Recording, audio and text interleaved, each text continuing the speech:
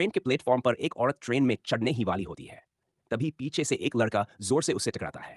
वह लड़खड़ा जाती है, गिरते गिरते बचती है।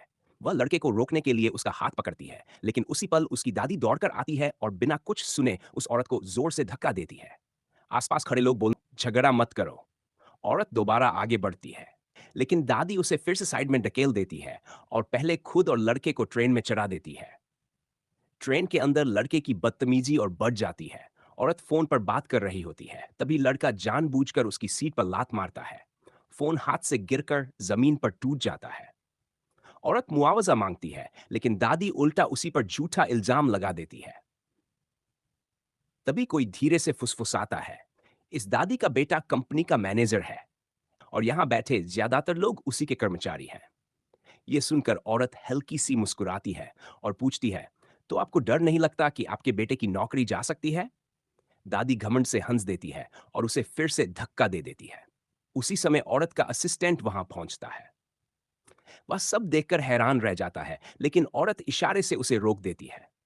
वह अपना खाना हाँ खोलती है। जैसे ही वह फ्राइड चिकन उठाती है, लड़का झपट्टा मारकर उसे छीन लेता है। गुस्से में औरत चिकन वापस छीनकर फेंक देती है। लड़का जोर जोर से रोने लगता है। दादी गुस्से में उबलते नूडल्स का कटोरा उठाती है और औरत के हाथ पर उड़ेल देती है। हाथ तुरंत लाल पड़ जाता है।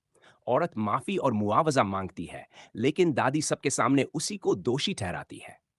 एक कर्मचारी हिम्मत करके उसका साथ देता है, तो दादी धमकी देती है, मेरा बेटा तुझे नौकरी से निकाल देगा। तभी औरत शांत आवाज में कहती है, मैं इस कंपनी की नई सीईओ हूं। कोई यकीन नहीं करता। दादी और लड़का उसे फिर से धक्का देते हैं। हड़बड़ी में उसका जेड पेंडेंट गिरता है। लड़का उसे उठाकर एक संकरे गैप में फेंक देता है। दादी औरत को जमीन पर गिरा देती है। उसी पल एक आदमी दौड़ता हुआ आता है। जैसे ही उसकी नजर औरत पर पड़ती है, उसका रंग उड़ जाता है। वह सबके सामने कह देता है, ये हमारी कंपनी की नई सीईओ है।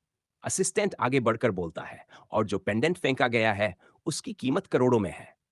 दादी कांपने लगती है। मैनेजर गिड़गिड़ाने लगता है। औरत अपने जले हुए हाथ को देखती है, फिर सबको देखकर एक ही फैसला सुनाती है,